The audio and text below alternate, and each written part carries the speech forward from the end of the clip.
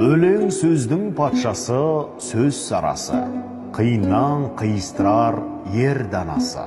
Тілге жеңіл, жүрекке жылы тиіп, теп-тегіс жұмыр келсін айналасы.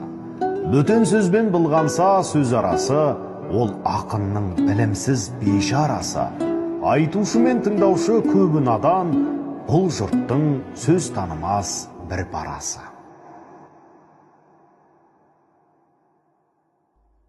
Сәлеметсіздер ме?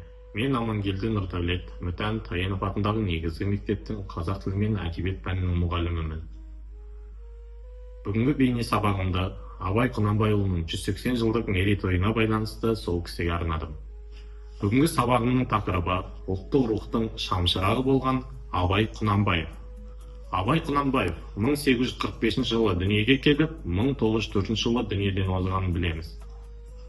Ал Абайдың арғы тегіне тоқталсақ. Ақынның арғы тегі орта жүз тобықта арғынның ішінде Олжай батырдан басталады. Олжайдан Айдос, Қайдос, Жігітек есімді үш ұрпақ тарайды. Бұлардың әрқайсысы бір-бір рулы ел болады. Ана айтқандай, шында бұлардың ішінде Ырғызбай ортасынан оза шауып ел басқарған Ырғызбайда Үркер, Мырзатай, Жортар, Өскенбай тарайды. Өскенбай шаруаға жайлы билікке әділ кісі болғандықтан, ісің әділ болса Өскенбайға бар, арам болса Ералыға бар деген мәтел сөз алған. Өскенбайдың әйелі Зереден Құнанбай туады. Ұлы ақын, композитор, философ, саясаткер, ағартушы, қазақтың реалистік жаңа жазба әдебиетінің негізін қалаушы Абай Семей облысының Шыңғыстау өңірінде дүниеге келеді. Абайдың шын есімі Ибрахим. Оны әжесі еркелетіп Абай деген екен. Ал жеңгелерінің арасында Телғара атымен танымал. Не себепті? Себебі екі анаға бірдей еркелеп тел өскендіктен жеңгелері оны Телғара деп атаған екен. Жалпы Абай қазақ халқының жазба әдебиетінің негізін салушы, ұлы ақын, ойшыл, сазгер ретінде танымал. Жалпы мен Абайдың өмір баяны бойынша хронологиялық кесте дайындадым. Ол кесте көріп тұрғандарыңыздай.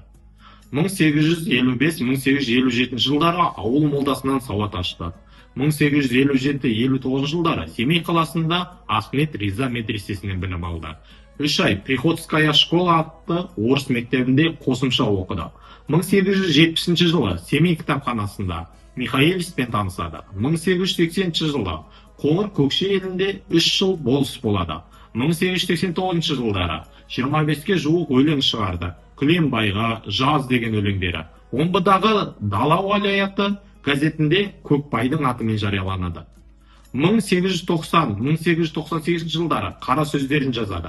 1891 жылы сүйіктілісі Оспан дүниеден озады. 1895 жылы талантты ұлы Абдрахман 27 жасында қайтыс болады.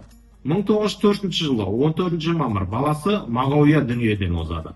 1904 жылы 23 маусымда 40 күннен кейін Абай дүниеден өтеді. Жидебайдағы өз қыстауының жанына жерленеді.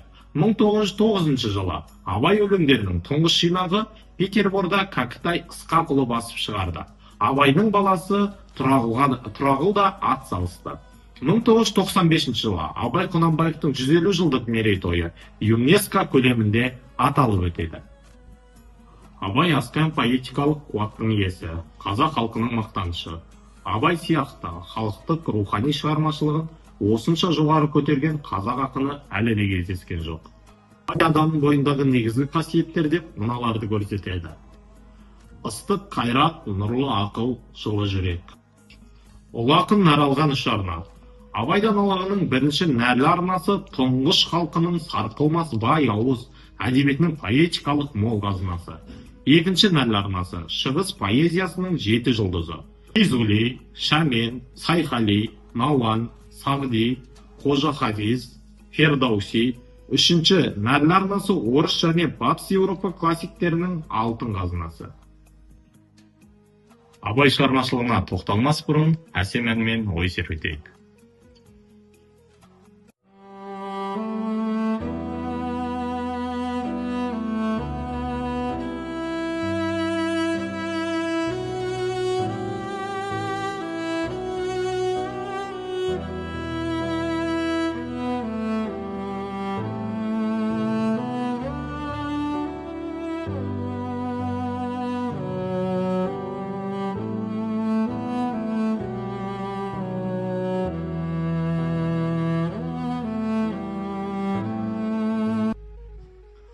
Абай шығармашылығының басым бөлімі өнер, білім, ғылымға арналған.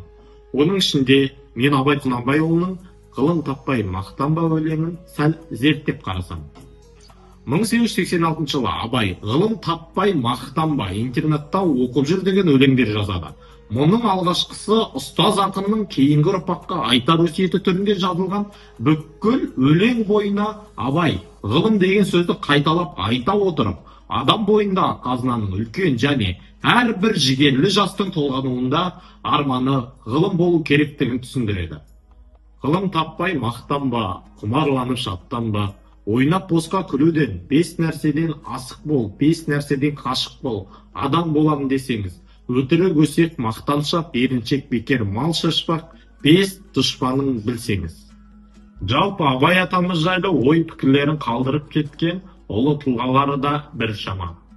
Оның ішінде Ахмет Байтұрсынұлы, қазақтың бас ақыны Абай Құнанбаев. Одан асқан бұрынғы соңғы заманда қазақ даласында біз білетін ақын болған жоқ десе, Мұхтар Әуезов, Абай деген терең теңіз, алып мұхит. Абайды таныған сайын оның түбіндегі маржандарын алу үшін сүңги беруің керек. Ал мен оның бетін ғана қалқыдым деген екен. Еліміздің тұңғыш президенті Нұрсұлтан Әбішұлы Назарбаев.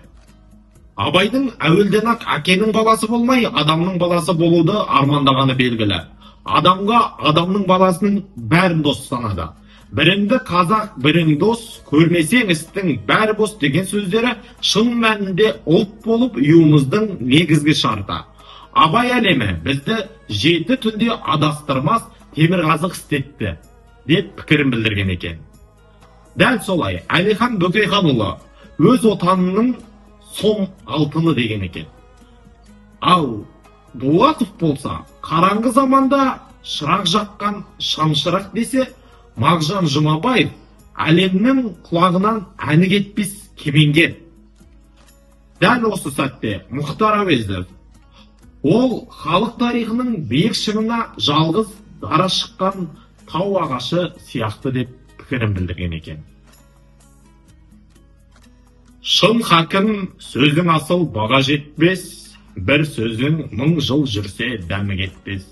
Қарадан хакім болған сендей жанның әлемнің құлағынан әні кетпес. Әй, жыл өтер дүние көшін тартар, өлтіріп талай жанды бүгін артар. Көзін ашып жұртын ояу болған сайын, хакім ата тыныш бол, қадірің артар, деп Мағжан Жұмабаев өз өлең шумақтарын Абай атамызға арнаған екен. Асыл сөзді іздесең, Абайды оқы ерінбе. Бүгінгі бейне сабағымды осы бір керемет сөзбен бітіргім келіп отыр. Білімді болу өзіңді танудан басталады. Ал өзіңді тану егдіға халыққа қызмет етудің жолы. Абай бізде тек ақын жазушы емес, Абай бізде ұлы тұлға, кемеңгер, өр мінезді, асқақ тұлғалы ақын. Назарларыңызға рахмет.